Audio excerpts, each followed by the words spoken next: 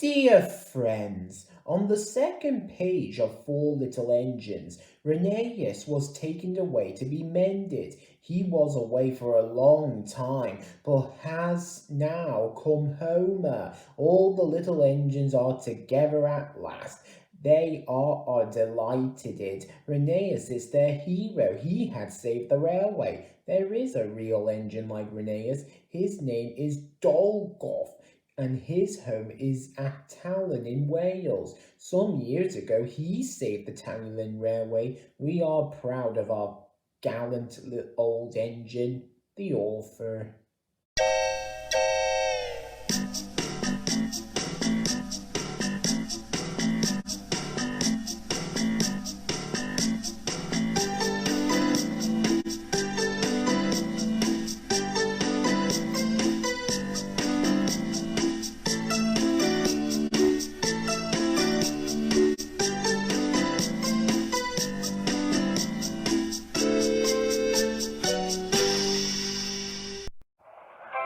It was winter on the island of Sodor. Peter Sam puffed nervously along the line.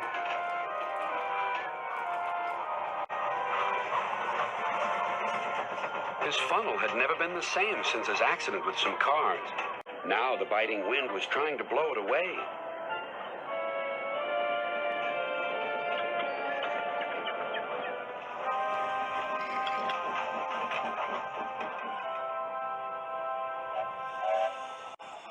My funnel feels wobbly, he complained. I wish manager would hurry up with my new one. He says it will be something special.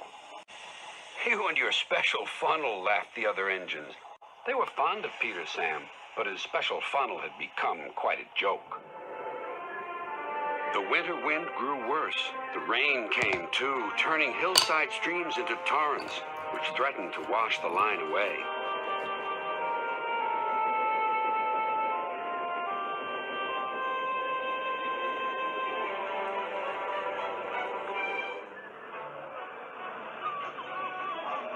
Rusty, the little diesel, worked hard carrying workmen up and down the line.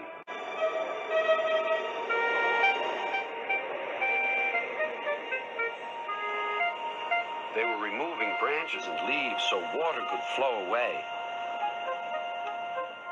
But one morning, Rusty's driver brought bad news. There's been a washout near the tunnel. The track bed has been swept away. We must repair the damage immediately.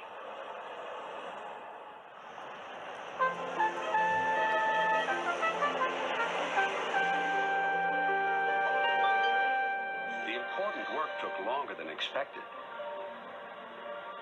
As days went by, the weather changed. It became frosty and much colder.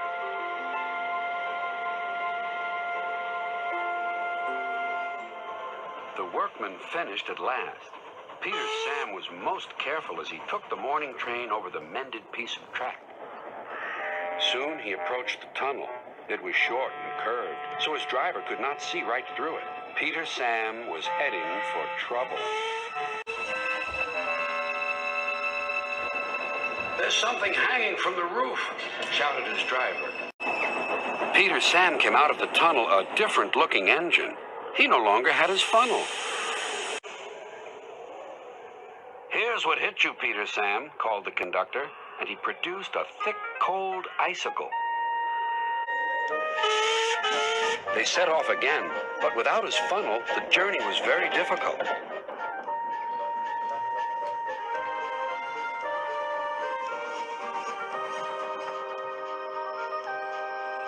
Then his fireman saw an old drain pipe lying beside the track. We'll use that instead of your funnel. At least it'll help control the smoke. Peter Sam finished his journey with the drain pipe wired to his boiler. The other engines laughed, and Sir Handel sang a song about it. Peter Sam said again and again, his new funnel will put ours to shame. Went into the tunnel and lost his old funnel. Now his famous new funnel's a drain. The teasing continued until at last the day came when his new funnel arrived. Sir Topham Hatt proudly presented it.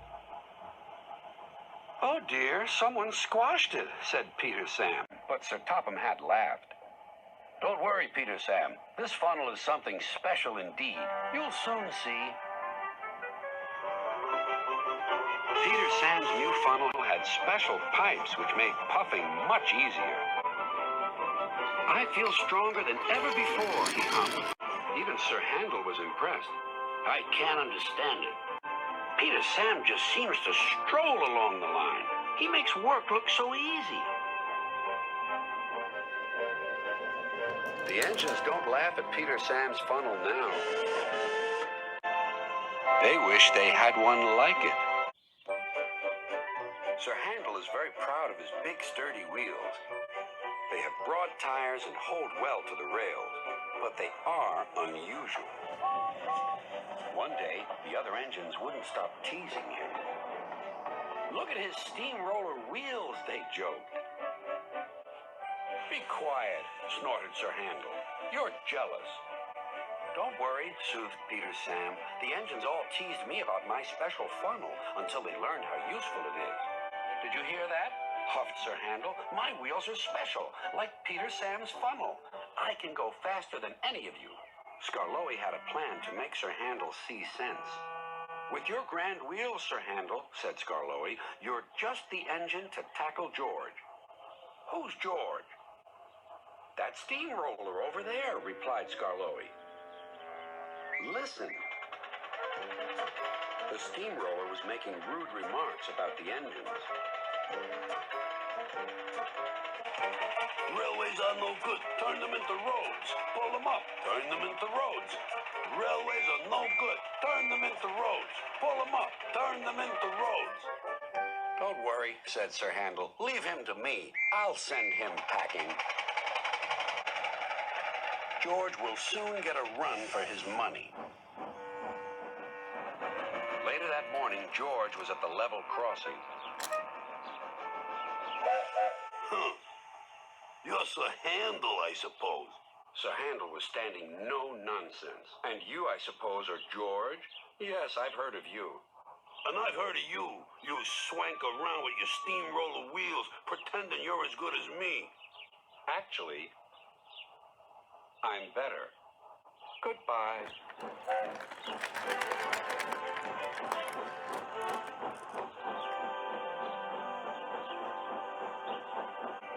George chuffered on, fuming. Later that day, Sir Handel brought a special load down after the last train had gone. When he had reached the road, he saw George traveling home. Sir Handel tried to attract his attention. Beep, beep, beep. George took no notice. There was barely room to pass.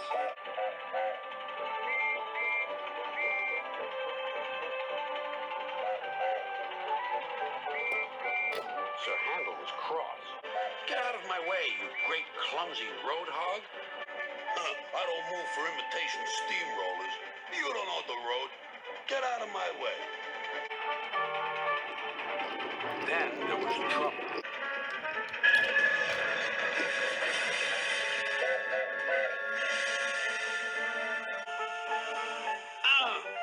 Cried Sir Handel. That was your fault. No, it wasn't. It was yours. Everyone was arguing about who was to blame. Hello, hello, hello, said a policeman ominously. And what's going on here? This made everyone stop arguing. They set to work clearing up the mess instead. Next day, the workmen put up a fence between the road and the railway. Then they went away, taking George with them. Sir Handel thought he had made George go away.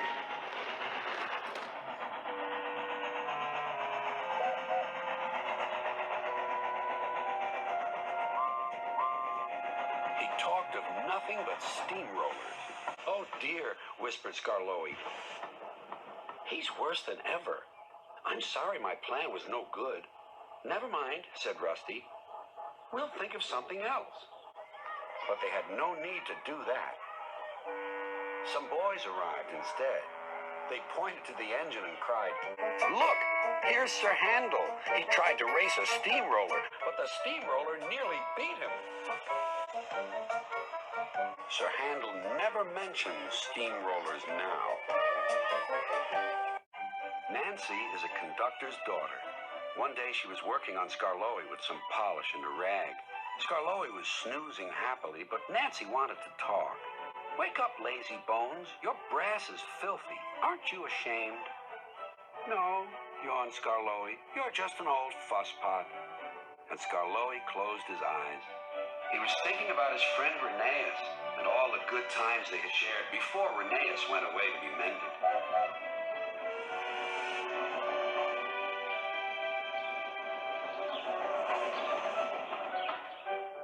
Nancy interrupted again. "Don't you want to look nice when Rheneas comes home?" Skarloey wasn't sleepy anymore. "What? When?" "Soon. Daddy told me. I'm going now," she said. "Nancy, stop. Do I really look nice? Please polish me again." "Now who's an old fusspot?" laughed Nancy, set to work once more. Duncan was jealous. "Aren't you going to polish me too?" "Sorry, not today. I'm going now. I'm helping the refreshment lady this afternoon. We must get the ice cream ready for the passengers." "Never mind, Duncan." But Duncan did mind. "It isn't fair," he complained. "Peter Sam gets a special funnel, Sir Handel gets special wheels, passengers get ice cream, but I'm not even polished." Of course, this wasn't true, but Duncan enjoyed complaining. He became sulkier still. That afternoon, there was bad news from up the line.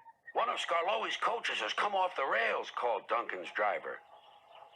"We'll have to take workmen there right away." "All this extra work," grumbled Duncan. "It wears an engine out." "Rubbish. Come on."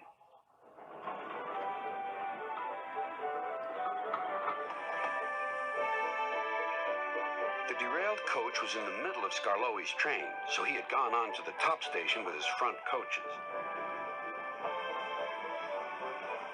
Duncan shunted the works train into the sidings and left the workmen to sort out the mess. Then he brought the passengers in the rear coaches home. He sulked all the way. "I get no rest, I get no rest," he muttered. Duncan made the journey very difficult. He was short of steam, so his driver waited a while in the hope of raising more. But Duncan wouldn't try. "We'll keep our passengers waiting," said his driver. Duncan was cross. "You always think about the passengers and never about me."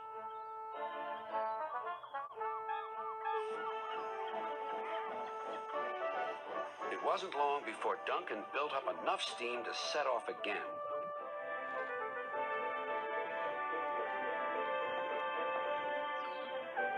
But he was still very grumpy and cross.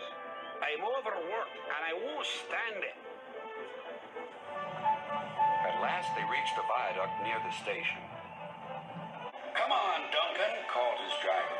"One more effort and you'll have a rest and a drink at the station." Then Duncan was very rude. "Keep your old station. I'm staying here." And he did, too. Skarloey had to haul Duncan and his train all the way to the platform.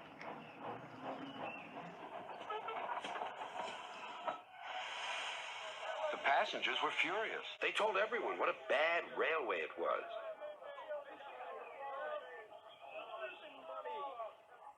That night, Sir Topham Hatt spoke to Duncan. "No passengers means no polish. And no polish means no passengers," Duncan muttered to himself. He still has a lot to learn, doesn't he? Duncan would not stop grumbling. He grumbled that he wasn't polished enough. He grumbled that he was overworked. Most of all, he grumbled about the passengers. "I'm ashamed of you, Duncan," said Skarloey. Thank goodness Reneus is coming home soon. Perhaps he'll teach you some sense before it's too late. What has Reneus to do with me? Reneus saved our railway, replied Skarloey. Please tell us about it, said Peter Sam. Well, began Skarloey, it was before you came here. Things were bad. Reneus and I had to keep the trains running, or our railway would have to close. How awful, murmured Peter Sam. I tried hard, continued Skarloey, but my old wheels ached. Reneus understood. It's my turn now, he'd tell me. He was often short of steam, but he always struggled to a station and then rested there. I mustn't stop between stations, he'd say. The passengers wouldn't like it. Huffed Duncan. He had stopped on a viaduct and hadn't cared at all. Passengers, continued Skarloey, get cross if you stop at the wrong places. Reneus stopped in the wrong place once, and this is what happened. One wet and windy afternoon when the rails were damp, Reneus was traveling home with a full train. There were even passengers in the caboose. It wasn't a comfortable ride at all. Reneus's wheels kept slipping, and it was a steep climb.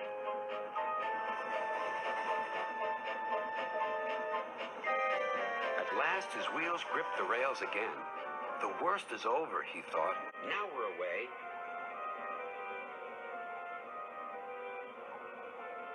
But they weren't. I got a cramp, he groaned. And Reneus stopped on the loneliest part of the line. His driver examined him carefully. Your valve gear has jammed. We need to reach the next station. Do you think you can still get us there? I'll try, replied Reneus.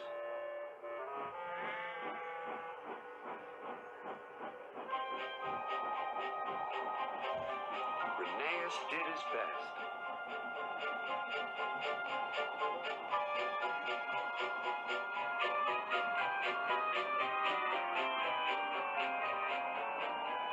If I fail, he thought to himself, the passengers will be cross and the railway will close. Everything blurred. He was really too tired to make another turn of his wheels, but he did. And another, and another, and another.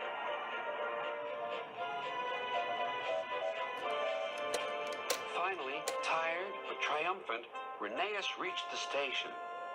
I'm here at last, he wheezed. Thank you for getting us home, said the passengers. We'll tell all our friends what a fine railway this is. His driver was delighted. You're a gallant little engine, he said to Reneus. When you're rested, we'll mend you, so you'll be ready for tomorrow. And, smiled Skarloey, Reneus always was ready for tomorrow. Thanks for telling us about him, whispered Duncan. I was wrong. Passengers are important after all. The next day, Reneus came home. All the engines were there to greet him. Edward pushed his truck to the siding, where he was lifted onto his rails. This was the signal for a chorus of whistles from engines large and small. Everyone was happy, and Reneus was the happiest of all. You know, he whispered to Skarloey, this helps a little engine to feel that at last he has really come home.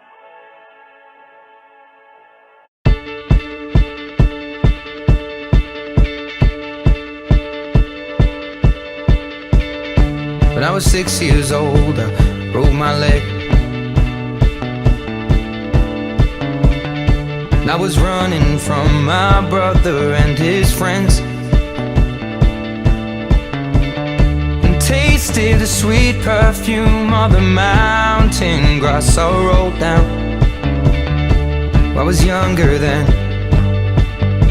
Take me back to when I found my heart, broke it here, made friends and lost them through